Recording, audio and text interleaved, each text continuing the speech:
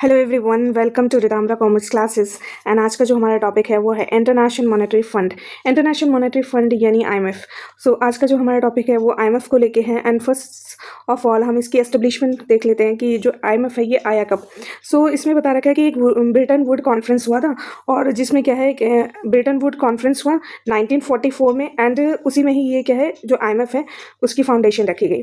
फिर है एस्टेब्लिशमेंट की अगर हम बात करें तो दिसंबर 27 1945 में 29 मेंबर्स के साथ इसकी एस्टेब्लिशमेंट हुई। मतलब कि दिसंबर 27 1945 में जब आईएमएफ एस्टेब्लिश हुआ तो उस टाइम जो कितने मेंबर थे, तो 29 जो इसके मेंबर थे, और 29 कंट्रीज जो थी इसकी मेंबर्स थे।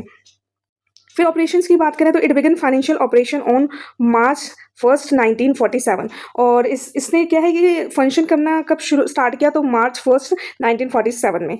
नेक्स्ट है आपका हिस्टोरिकल कुछ फैक्ट्स गिवन है। हिस्टोरिकल कॉन्टेक्स्ट में बता रखा है कि जो आईएमएफ है, सो ये जो आईएमएफ है was created to address major international economic problem the reconstruction. और एड मतलब ये हेल्प करेगा, ये किस चीज़ में हेल्प करेगा, in the reconstruction of economic destroy during the World War second. यानी ये मतलब क्या है, जो आईएमएफ है वो हेल्प करता है, रिकंस्ट्रक्शन करने में हेल्प करता है ऑफ इकोनॉमिक। तो रिकंस्ट्रक्शन किसकी होगी, इकोनॉमी की होगी, जो डिस्ट्रॉय हो गई थी during the World War second. So ये पर्पज था आईएमएफ का जब इसकी एस्टेब्लिशमेंट हुई। नाउ नेक्स्ट देखते हैं कि पर्पज। तो पर्पजेस की बात करें आईएमएफ की, तो यहाँ आईएमएफ के पर्पस क्या है, और तो फर्स्ट बता रखे है इसमें कि जो आईएमएफ है वो क्या है, इंटरनेशनल मॉनेटरी कॉर्पोरेशन है। सो आईएमएफ क्या है, इंटरनेशनल मॉनेटरी कॉर्पोरेशन है। और ये क्या करता है, आईएमएफ प्रोवाइड करता है परमानेंट इंस्टीट्यूशन। जो आईएमएफ है ये क्या है, टेम्परेरी नहीं है, परमानेंट है। For consultation and collaboration on the global monetary problem, कि अगर मनी से रिलेटेड ग्लोबल लेवल पर कोई प्रॉब्लम आती है तो जो आईएमएफ है वो क्या करेगा, वो उस प्रॉब्लम को सॉल्व करने में हेल्प करेगा। मतलब आपको जो कंट्रीज़ हैं, जो भी इसके मेंबर हैं, उनको कंसल्टेशन देगा, उनके साथ कोलैबोरेशन करेगा, और जो भी मॉनेटरी प्रॉब्लम है उसका ये सोल्यूशन लेके आएंगे। फिर नेक्स्ट है एक्सपेंशन ऑफ इंटरनेशनल ट्रेड। तो जो आईएमएफ है वो हेल्प करता है कि जो भी इंटरनेशनल ट्रेड है उसको एक्सपेंड करने में। ये फैसिलिटेट करता है balance growth in trade and contribute करता है high level of employment, real income and productive resource and development. फिर नेक्स्ट बता रखा है कि एक्सचेंज स्टेबिलिटी, जो आपकी जो एक्सचेंज है उसको स्टेबल रखता है। ये प्रमोट करता है stable exchange rate and maintain करता है orderly arrangement among the member. और नेक्स्ट है मल्टीलेटरल सिस्टम ऑफ पेमेंट। सो उसमें भी ये हेल्प करता है। नेक्स्ट है फाइनेंशियल असिस्टेंस प्रोवाइड करता है। जो आईएमएफ है वो क्या करता है, फाइनेंशियल आपको असिस्टेंस प्रोवाइड करता है। एंड जो आईएमएफ है, आईएमएफ ये क्या करता है, प्रोवाइड करता है अपने मेंबर्स को। और मेंबर हैं किस कौन इसके, तो जो कंट्रीज हैं तो वो इसके मेंबर हैं, तो उन मेंबर्स को, उन कंट्रीज को क्या करेगा, हेल्प करेगा temporary access to the fund and general resources under the adequate safeguard. और इसमें बोला है कि ये अलाउ करता है them to correct balance of payment. यानी जो बीओपी है उसमें क्या है कि अगर कुछ प्रॉब्लम आ रही है तो उसमें क्या करता है, आईएमएफ आपको हेल्प करता है।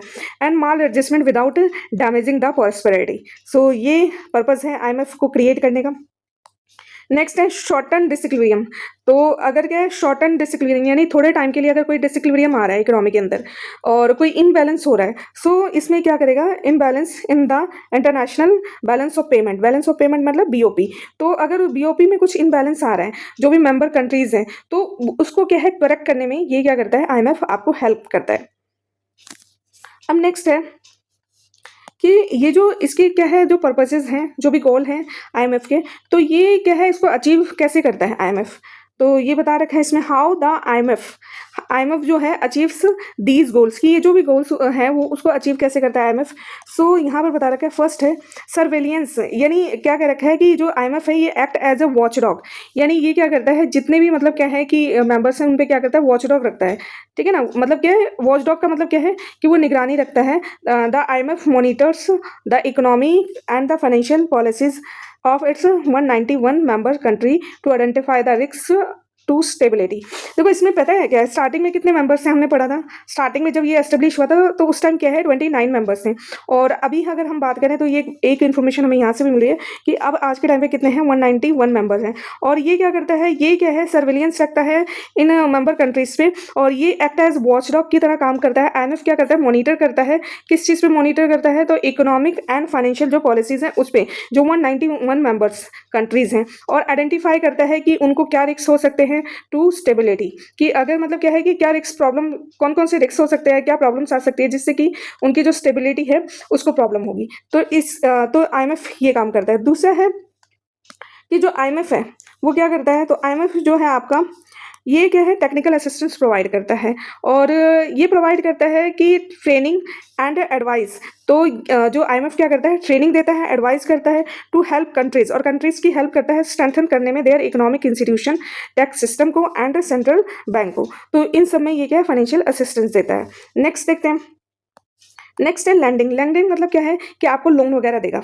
तो यहाँ पर क्या करता है कि आईएमएफ जो है वो ऑफर करता है loan to the countries experiencing actual and potential balance of payment problem, यानी जिस भी कंट्री को बीओपी की प्रॉब्लम आ रही है, बैलेंस ऑफ पेमेंट की प्रॉब्लम आ रही है, तो उनको क्या करेगा, ये लोन वगैरह प्रोवाइड करेगा। तो इस तरह क्या है कि आईएमएफ क्या है उन कंट्रीज को, अपने जो भी मेंबर कंट्रीज हैं उनको ये हेल्प करता है। These loan often come with the conditionality requiring the specific policy reform to restore the stabilities.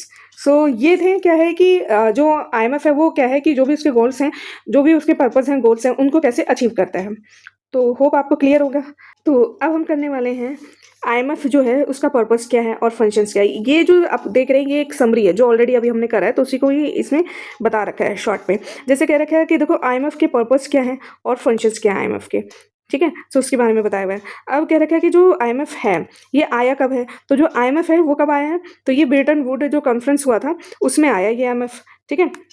Brayton would जो कॉन्फ्रेंस हुआ था उसमें आया, और ये एस्टेब्लिश कब हुआ था, तो 1944 में एस्टेब्लिश हुआ था। फिर फर्स्ट बता रखा है कि इंटरनेशनल मॉनेटरी कॉर्पोरेशन, आईएमएफ है क्या, इंटरनेशनल मॉनेटरी कॉर्पोरेशन है। फिर सेकंड बता रखा है एक्सपेंशन ऑफ वर्ल्ड ट्रेड, और ये आईएमएफ क्या करता है, ये हेल्प करता है एक्सपेंड करने में वर्ल्ड ट्रेड को। वहीं पर फिर थर्ड में बता रखा है कि एक्सचेंज स्टेबिलिटी, तो एक्सचेंज में स्टेबिलिटी कौन लेके आता है, आईएमएफ लेके आता है। फिर देन फोर्थ पॉइंट है आपका कि multilateral system of the payment, तो ये आपको क्या है प्रोवाइड करता है, आईएमएफ क्या प्रोवाइड करता है, multilateral system of payment. Payment के मतलब क्या है, आपको डिफरेंट वे दे देता है जिसके थ्रू आप पेमेंट वगैरह कर सकते हो। देन है कॉन्फिडेंट टू मेंबर्स, और जो भी आईएमएफ का मेंबर होता है वो बहुत कॉन्फिडेंट होता है, ठीक है, क्योंकि अगर उसको कुछ भी प्रॉब्लम आती है तो आईएमएफ क्या करेगा, हेल्प करेगा। एंड शॉर्ट टर्म डिसइक्विलिब्रियम, और अगर क्या है शॉर्ट टर्म डिसइक्विलिब्रियम होता है बीओपी में, ठीक है ना, बैलेंस ऑफ पेमेंट में, तो आईएमएफ क्या करेगा उसमें हेल्प करेगा बाय आपको क्या है कि लोन वगैरह प्रोवाइड करके। सो ये आपको चीज़ें बता रखी हैं, ठीक है। और आगे ये बता रखा है कि ये मॉनिटर करता है इकोनॉमी को, ठीक है, और एक्सपेंड करता है, वही सारी चीज़ें हैं, ये सारी चीज़ें। इसको थोड़ा सा जो हमने ये पढ़ा है इसी को ही इन्होंने एक्सप्लेन कर रखा है यहाँ पर थोड़ा सा, ठीक है। सो ये था, यहाँ पर देखिए वही बता रखा है हाउ द आईएमएफ जो है सर्व दीज पर्पजेज, और ये जो पर्पज हैं जो आईएमएफ के उसको सर्व कैसे करता है, तो और ये क्या करता है सर्विलेंस रखता है, ठीक है ना, जितने भी मेंबर कंट्रीज़ हैं उनमें क्या करेगा ये सर्विलेंस रखेगा, यानी उस पर निगरानी रखता है, और कोई भी प्रॉब्लम होती है तो उसमें ये एडवाइस वगैरह करता है। फाइनेंशियल असिस्टेंस भी प्रोवाइड करता है, मतलब आपको लोन वगैरह देगा। लैंड फॉर द एडजस्टमेंट, अगर बीओपी में अगर क्या है कि जो मेंबर कंट्रीज हैं उनकी क्या है बीओपी में या किसी भी तरह से कोई प्रॉब्लम आती है तो ये क्या करता है आपको फाइनेंशियल असिस्टेंस करके लोन वगैरह देके आपकी हेल्प करता है। और फिर कैपेसिटी डेवलपमेंट करता है। कैपेसिटी डेवलपमेंट कैसे करता है, तो टेक्निकल असिस्टेंस प्रोवाइड करके एंड ट्रेनिंग देके, ठीक है ना, जो भी मेंबर कंट्रीज हैं उनको क्या करेगा कि असिस्टेंस प्रोवाइड करेगा, टेक्निकल असिस्टेंस एंड ट्रेनिंग देके। और जो टेक्निकल असिस्टेंट और ट्रेनिंग देते हैं उसी को क्या कहते हैं, कैपेसिटी डेवलपमेंट कहते हैं। सो इस तरह क्या है कि जो है आईएमएफ क्या करता है मेंबर कंट्रीज को हेल्प करता है। क्लियर है। सो नेक्स्ट है हमारा organization structure of international monetary fund यानी आईएमएफ, कि आईएमएफ का जो ऑर्गेनाइजेशन स्ट्रक्चर है वो कैसा है। सो उसके बारे में हम करने वाले हैं। फर्स्ट है बोर्ड ऑफ गवर्नर्स। तो बोर्ड ऑफ गवर्नर क्या होता है, this is the highest decision making organs of the IMF, यानी आईएमएफ के अंदर सबसे जो हाईएस्ट डिसीजन मेकिंग जो बॉडी है ना उसे क्या बोला जाता है, उसे बोला जाता है बोर्ड ऑफ गवर्नर्स। क्लियर है। नेक्स्ट है फिर आगे बोला इसमें जो कंपोजिशन, अब ये जो बोर्ड ऑफ गवर्नर्स होते हैं इसके अंदर कौन कौन होता है, तो इसमें बता रखा है कंपोजिशन में बता रखा है इट कंसिस्ट, ये क्या होता है कंसिस्ट होता है वन गवर्नर होंगे इसमें, ठीक है। इसमें क्या होता है वन गवर्नर होता है, वन अल्टरनेट गवर्नर होता है, एंड ईच मेंबर कंट्री, हर एक मेंबर कंट्री का। क्लियर है नाउ। सो इसमें बोला है एंड जो करंटली जो मेंबर्स वही बता रखे हैं 191 मेंबर्स हैं, क्लियर है। और लीडरशिप की अगर हम बात करें so governors are usually financial minister. तो बोला कि अगर हम लीडरशिप की बात करें तो यहाँ पर जो गवर्नर होगा वो कौन होता है, किसको अपॉइंट किया जाता है गवर्नर, तो बोला है जो फाइनेंस मिनिस्टर होता है, और या फिर क्या है सेंट्रल बैंक का जो हेड होगा, ठीक है ना, या तो फाइनेंस मिनिस्टर हो गए या फिर जो सेंट्रल बैंक का जो हेड है ऑफ देयर रिस्पेक्टिव कंट्री, वो क्या होता है यहाँ पर क्या है गवर्नर बनता है। फिर है मीटिंग्स की, इनकी मीटिंग्स कितनी होती है, they are typically meet once a year at the IMF world bank annual meeting, clear है। तो ये साल में एक बार मिलते हैं। सो ये था आपका बोर्ड ऑफ गवर्नर्स। उसके अलावा जो ऑर्गेनाइजेशन स्ट्रक्चर में फर्स्ट तो ये होता है बोर्ड ऑफ गवर्नर होता है, सेकंड है एग्जीक्यूटिव बोर्ड। अब ये एग्जीक्यूटिव बोर्ड क्या होता है, सो जो एग्जीक्यूटिव बोर्ड है वो क्या है रिस्पॉन्सिबल होता है डे टू डे एक्टिविटीज, यानी डे टू डे एक्टिविटीज कौन परफॉर्म करेगा, तो एग्जीक्यूटिव बोर्ड करेगा। And meet several times in a week, और ऑब्वियस है कि क्योंकि डे टू डे ये मतलब क्या है एक्टिविटीज देखते हैं, तो ये इनकी जो मीटिंग्स होगी वो क्या होगा several times in a week, ठीक है ना, कि एक वीक के अंदर कई बार इनकी मीटिंग हो जाती है। वोटिंग पावर होता है, वोटिंग पावर मेजर डिसीजन जो होता है रिक्वायर्ड हाई सहमति, कि अगर आपको कोई डिसीजन लेना है तो ये ऐसा नहीं है कि कोई एक ही बंदा डिसीजन ले लेगा, यहाँ पर क्या होगा कि आपके इसमें वोटिंग होगा, ठीक है ना, और कंसेंस यानी जरूरी है, कंसल्टेशन जरूरी है, ठीक है, सभी से आप पूछ के करोगे, वोटिंग वगैरह करके करोगे। और यहाँ बोला है कि 85% of the total voting right are required, कि अगर कोई भी डिसीजन लिया जाएगा तो उसमें 85% क्या होगा वोटिंग होगा, यानी कोई भी चीज़ है उसको हम डिसाइड कर रहे हैं तो उसमें उसके फेवर में कितने वोट होना चाहिए 85%, ठीक है ना, यानी क्या है कि जो टोटल वोट है उसका सो मतलब वो डिसीजन लिया जाएगा। नेक्स्ट है मेंबर लार्ज इकोनॉमिक। तो इसके मेंबर्स कौन होते हैं, large economic like the US, Japan, China, Germany, France. तो ये सारे क्या है इसके मेंबर हैं, क्लियर है। एग्जीक्यूटिव बोर्ड में ये सारे मेंबर हैं। And UK have their own director. अब देखो यूके जो है ना उसका खुद का डायरेक्टर है, ठीक है। देखिए सबसे पहले हमने करा है बोर्ड ऑफ गवर्नर्स होते हैं, ठीक है, फर्स्ट नंबर पे। फिर हमने पढ़ा कि जो बोर्ड ऑफ गवर्नर्स होता है वो उनके पास हाईएस्ट डिसीजन मेकिंग पावर होता है। फिर हमने करा कि एग्जीक्यूटिव बोर्ड्स होते हैं, और एग्जीक्यूटिव बोर्ड्स क्या करते हैं, डे टू डे एक्टिविटीज़ करते हैं। उसके बाद आती है थर्ड नंबर पर आता है मैनेजिंग डायरेक्टर। अब ये जो मैनेजिंग डायरेक्टर है ये क्या करता है, तो जो एग्जीक्यूटिव बोर्ड होते हैं ना वो सिलेक्ट करते हैं मैनेजिंग डायरेक्टर को। एंड ये जो मतलब एग्जीक्यूटिव बोर्ड है वही किसको सिलेक्ट करेगा, मैनेजिंग डायरेक्टर को। और ये क्या करेंगे, who serve the head of the IMF, और जो हेड होते हैं IMF स्टाफ के तो वो कौन होता है, मैनेजिंग डायरेक्टर। यानी इसमें ये बता रखा है जो हेड ऑफ IMF है स्टाफ का और chair of the executive board यही मैनेजिंग डायरेक्टर्स होते हैं। आगे देखते हैं, देखिए करंट जो लीडरशिप है एज ऑफ 2026 के अकॉर्डिंग जो डाटा है उसके अकॉर्डिंग, तो इसके जो मतलब क्या है कि करंट लीडरशिप किसकी है, तो ये है क्रिस्टालिनिया जॉर्जीव, ठीक है ना। तो ये है क्रिस्टालिनिया जॉर्जीव है, और ये इसकी क्या है कि लीडर है, and is serving the second 5 year term. और इनका क्या है सेकंड 5 ईयर टर्म चल रहा है, जो स्टार्ट कब हुआ था, अक्टूबर 2024 में। सो ये लीडरशिप की बात हो रही है। एंड फिर रोल की बात हम करें, they are non voting chairman, ठीक है, एंड ऑफ द बोर्ड। मतलब क्या है जो मैनेजिंग डायरेक्टर्स होते हैं ये क्या होते हैं कि they are non voting chairman, मतलब ये वोटिंग वगैरह नहीं करते, of the board, and manage the ordinary business of the fund, ठीक है। और ये क्या है जो फंड्स वगैरह है उसको क्या करते हैं, मैनेज करते हैं। मिनिस्ट्रियल कमेटी, और मिनिस्ट्रियल कमेटी क्या होता है, तो इसमें क्या रखा है, ये बोर्ड ऑफ गवर्नर्स हैं को एडवाइज करते हैं, ठीक है ना। जो बोर्ड ऑफ गवर्नर है is advise by 2 primary committee. तो 2 प्राइमरी कमेटी हैं जिसको ये 2 प्राइमरी जो कमेटी हैं ये क्या करते हैं, बोर्ड ऑफ गवर्नर्स को क्या करेंगे, एडवाइस देंगे, ठीक है। तो पहली कमेटी क्या नाम है, तो पहली कमेटी का नाम है International monetary and financial committee, ठीक है। और right, and this is referred by old name. और ये जो इसका नाम है International monetary and financial committee, इसका ओल्ड नेम है। एंड जो अभी नया नाम है इसका वो है इंटरिम कमेटी। रीनेम इसका हुआ इन 1999 में, and it advise on the management of the international monetary system. So उस पर ये क्या करता है, एडवाइस करता है, राइट। अब आपको क्या है कि फर्स्ट जो है वो कमेटी क्लियर है। नाउ है सेकंड कमेटी क्या है, तो डेवलपमेंट कमेटी है, a joint committee with the world bank that focuses on the transfer of resources to developing country, clear. तो यहाँ पर क्या है, ये जो डेवलपमेंट कमेटी है ये बताता है कि आपने क्या करना है कि जो रिसोर्सेज हैं वो कैसे आपने डेवलपिंग कंट्रीज को ट्रांसफर करना है, तो उसके बारे में ये एडवाइस करता है। सो ये था आपका मिनिस्ट्रियल कमेटी। सो अब हम आगे कर रहे हैं IMF का जो ऑर्गेनाइजेशन स्ट्रक्चर है उसके बारे में, और ये एक समरी की फॉर्म में दे रखा है जो भी हमने सारी चीजें पढ़ी है। सो फर्स्ट बता रखा है बोर्ड ऑफ गवर्नर्स के बारे में बता रखा है कि जो बोर्ड ऑफ गवर्नर है उनके बारे में। तो बोर्ड ऑफ गवर्नर क्या है, तो ये बता रखा है कि हाईएस्ट डिसीजन मेकिंग बॉडी है, मतलब जो भी मतलब हाईएस्ट डिसीजन लिए जाएंगे वो किनका होगा, बोर्ड ऑफ गवर्नर्स का होगा, इनका होगा भाई। उसके बाद बता रखा है ये जो गवर्नर्स हैं ये क्या है, वन गवर्नर पर कंट्री। हर एक कंट्री का क्या होता है, एक गवर्नर होता है। और वो कौन होगा, तो वो क्या होगा, फाइनेंस मिनिस्टर होगा उस कंट्री का। फिर ये लोग क्या है, मीट करते हैं वन ईयर, कि पूरे एक साल में क्या होगा, एक साल में एक बार ये मिलेंगे, मीटिंग होगी इनकी। And all power vested in it vest, तो इसमें बोला all power vested in it का मतलब है कि सारी पावर किसके पास होता है, तो ये गवर्नर है उसके पास होगा।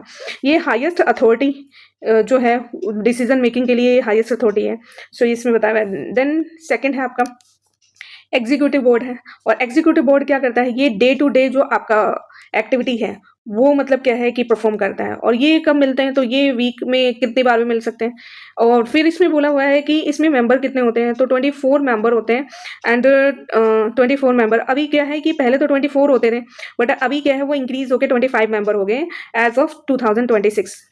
26 के अकॉर्डिंग, 2026 का जो मतलब डाटा है उसके अकॉर्डिंग आज के टाइम में कितने मेंबर है, तो 25 मेंबर है। अब ये 26 नहीं रहा, 24 नहीं रहा, 24 को कट कर दो और ये जो है 25 है आज की डेट में। 2026 का जो डाटा है उसके अकॉर्डिंग जो मेंबर हैं एग्जीक्यूटिव बोर्ड के वो कितने हैं, 25 हैं। और जो इसमें मेजर जो इकोनॉमिक्स हैं जो इसके मेंबर हैं वो उसमें क्या बता रखा है कि यूएस है, और यूएसए है, यूके है, जापान है, और ये सारी चीज़ें बता रखी है। थर्ड चेयर फॉर ये बता रखा है कि ये थर्ड चेयर भी है, अफ्रीका का है। देन हमारा ये फर्स्ट हो गया, गवर्नर हो गया, एग्जीक्यूटिव बोर्ड हो गया, और सेकंड और थर्ड है इसमें मिनिस्ट्रियल कमेटी है। अब मिनिस्ट्रियल कमेटी में क्या होगा, तो मिनिस्ट्रियल कमेटी में दो इसमें है, एक पहले फर्स्ट कमेटी, एक ये सेकंड कमेटी। फर्स्ट जो है ये आईएमएफसी मतलब international monetary and financial committee है, और जिसे क्या है कि अभी इंटरिम कमेटी भी बोला जाता है, ठीक है। और नेक्स्ट है कि डेवलपमेंट कमेटी होता है, जो आपको क्या है कि जो भी मतलब अच्छा ये जो मिनिस्ट्रियल कमेटी है ये क्या करता है, किसको एडवाइस करता है, तो ये आपका ये जो गवर्नर है ना उसको एडवाइस करता है। और इसको ये जो गवर्नर्स है इसको एडवाइस करने के लिए दो कमेटी है। और ये क्या है कि जो सेकंड कमेटी है ये क्या डेवलपमेंट कमेटी है, और ये किससे रिलेटेड आप एडवाइस देती है, तो resource transfer to developing country, तो उससे रिलेटेड ये सारी चीज़ें हैं। अच्छा यहाँ पर क्या है, एक और चीज़ है कि यहाँ पर जो डिसीजन लिए जाएंगे, ठीक है ना, वो कैसे लिए जाएंगे, तो वहाँ पर क्या है कि जो भी डिसीजन लिए जाएंगे वो वोटिंग के थ्रू होते हैं, और 85% वोट फेवर में होना चाहिए तभी वो डिसीजन क्या है, ओके होगा। सो नेक्स्ट है हमारा बेस्ड ऑन करंट डाटा, जो करंट डाटा है और 2026 का उसके अकॉर्डिंग जो समरी है ऑफ आईएमएफ की और उसके क्वार्टा की वोटिंग राइट्स की, तो उसके बारे में यहाँ पर बताया हुआ है। नेक्स्ट देखिए क्या कर रखा है, IMF and the voting right. IMF का जो क्वार्टास है एंड उसका वोटिंग राइट। तो वोटिंग मैकेनिज्म के बारे में बात करें अगर, तो voting right are primary determined by quota. बोला कि जो वोटिंग राइट है वो किसके थ्रू डिटरमाइन होता है, क्वार्टा के थ्रू होता है, जो रिप्रेजेंट करता है member financial contribution to IMF. और ये क्या रिप्रेजेंट करता है कि किस मेंबर ने कितना आईएमएफ के अंदर कॉन्ट्रीब्यूशन किया है, तो वो क्वार्टा होता है, ठीक है। And calculated vote power, voting power कैसे कैलकुलेट होता है, तो एक होता है कि बेसिक वोट होता है। बेसिक वोट में क्या होगा, an equal number of votes distributed to all members ensure some level of nationhood representation. So हर एक जो नेशन है उसको मतलब क्या है, एक वोट दिया जाता है, ठीक है ना, कि हर एक जो मतलब क्या है कि मेंबर है, नेशन है जो उसके साथ जुड़ा हुआ है, आईएमएफ के साथ जुड़ा है, ठीक है ना, तो उसका मतलब क्या है, एक वोट होता है, ठीक है। एक नेशन यानी वन नेशन तो वन वोट, तो उस पर बेस होता है, तो ये होता है बेसिक वोट। इसमें इसके अलावा भी क्या होता है, क्वाटा बेस्ड वोट होता है। तो जो बेसिक वोट है उसमें क्या होगा, वन नेशन वन वोट होता है, ठीक है। बट जो क्वाटा के बेस पे होगा वो किस पर डिपेंड करता है, तो वन एडिशनल वोट होता है for every SDR 1 lakh of the member quota, कि मतलब क्या है, हर एक मेंबर को एक एक्स्ट्रा वोट मिलेगा। बेसिक वोट तो है ही है कि हर कोई भी मतलब जो कंट्री है जो इसका मेंबर है उसको मतलब क्या वन वोट तो है ही है उसका। बट क्या है कि क्वाटा के बेस पे भी वोट होता है, यानी एक एडिशनल आपको वोट मिल जाएगा अगर आपने क्या है कि 1 लाख SDR वहां पर दे रखा है, ठीक है। सो ऑफ द मेंबर क्वार्टर्स, ठीक है ना, तो मेंबर्स का क्वार्टा के अंदर, यानी इसका मतलब ये है कि जिस मेंबर ने जितना ज़्यादा मतलब क्या है कि आईएमएफ के अंदर कंट्रीब्यूशन का रखा है तो उसका उतना ही ज़्यादा उसमें क्या होता है, उसका वोटिंग राइट उसके पास उतना ही ज़्यादा होता है। अब इसमें बोला मेजर डिसीजन, इसमें जो मतलब मेजर डिसीजन लेगा कौन, जो बड़े बड़े डिसीजन वो किसके द्वारा लिया जाता है। तो इसमें बोला है कि significant changes to quota required a super majority of 85% of the total voting right, यानी जो बेसिक है प्लस क्वाटा बेस है इन सब का ऐड करके अगर 85% से ज़्यादा मतलब क्या है कि किसी भी डिसीजन के फेवर में है तो वो डिसीजन लिया जाता है, और अगर क्या है कि कोई भी डिसीजन लिया जा रहा है उसके 85% जो वोट है उसके फेवर में नहीं है तो वो फिर डिसीजन नहीं होगा। ये करंट डेवलपमेंट 2026 की बात हम करें तो इसमें 16 जनरल रिव्यू हुआ है क्वाटा के अंदर, और उसमें क्या हुआ है कि अप्रूव्ड किया गया है कि 25% इंक्रीज होगा जो टोटल क्वाटा है, और इन दिसंबर 2023 में। फिर है कंसेंट डेडलाइन क्या है, तो as of March 2026 deadline for member countries to consent of their specific quota increase has been extended to May 15, 2026। अब इंडिया जो है, इंडिया करेंटली जो है होल्ड करता है 60th लार्ज क्वाटा। इंडिया का क्या है 60th लार्ज क्वाटा है, 6 नंबर पर है, और इंडिया का बहुत बड़ा इसमें क्वाटा है इन आईएमएफ के अंदर, and amounting to approximately SDR 13,114 million का जो है इंडिया का कॉन्ट्रीब्यूशन है। नेक्स्ट है पेमेंट का मेथड क्या है, कि यहाँ पर जो आप कंट्रीब्यूशन आप करोगे आईएमएफ के अंदर तो उसमें मतलब क्या है आप पेमेंट कैसे करोगे। सो इसमें बोला है कि when a member quotas is increase they must pay 25%। अब इसमें बोला है कि जब भी क्वाटा इंक्रीज होगा तो आपको क्या पेमेंट कैसे करना है, दे मस्ट पे 25%, यानी 25% ऑफ इंक्रीज जो हुआ है इन एसडीआर, यानी जो भी क्वाटा आपका इंक्रीज हुआ है तो उसका 25% आप क्या करोगे एसडीआर में पेमेंट करोगे, और वाइडली एक्सेप्टेड फॉरेन करेंसी, या तो एसडीआर में करो या फिर जो वाइडली एक्सेप्टेड जो करेंसीज हैं उसमें पे करो। अब वो वाइडली एक्सेप्टेड करेंसीज में क्या क्या आता है, तो एक यूएस डॉलर हो गया या फिर यूरो हो गया।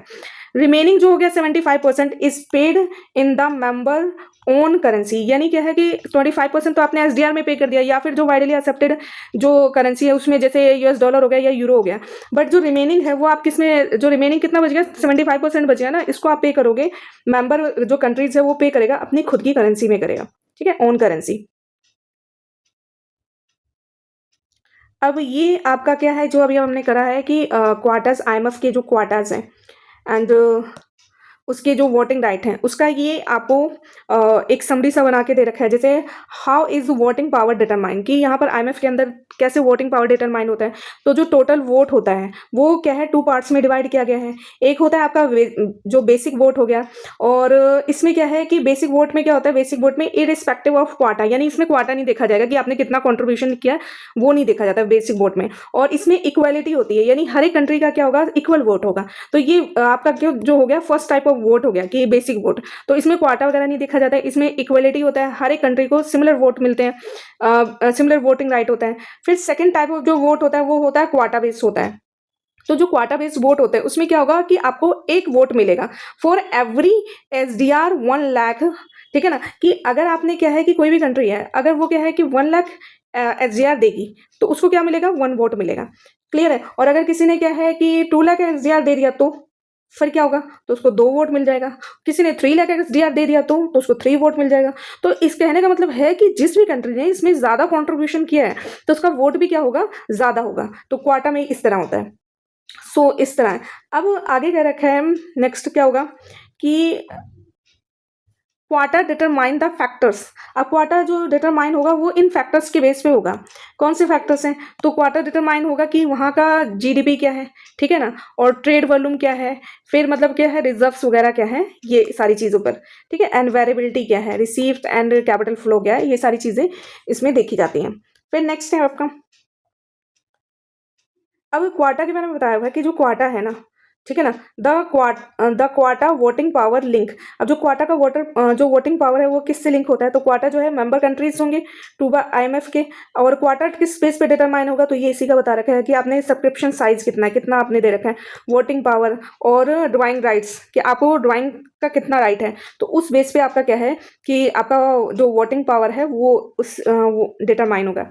अब यहाँ जो मेन बात है कि मेजोरिटी ऑफ जो चेंजेस होगा, कि अगर कोई भी आप चेंज लेके आना चाहते हो तो उसमें क्या है मेजोरिटी ऑफ मतलब वोट होने चाहिए उसके फेवर में, और बोला गया है कि जो 85% है, ठीक है ना, वो क्या है फेवर में होना चाहिए। इसमें ये बता रखा है क्वाटा एंड वोटिंग राइट जो अपडेट है उसमें required 85% of total voting power to revise. तो इसमें यही बोला है कि आपका मतलब क्या है कि कुछ भी आप क्या है चेंज लाना चाहते हो तो उसमें उसके फेवर में क्या है 85% वोट होने चाहिए।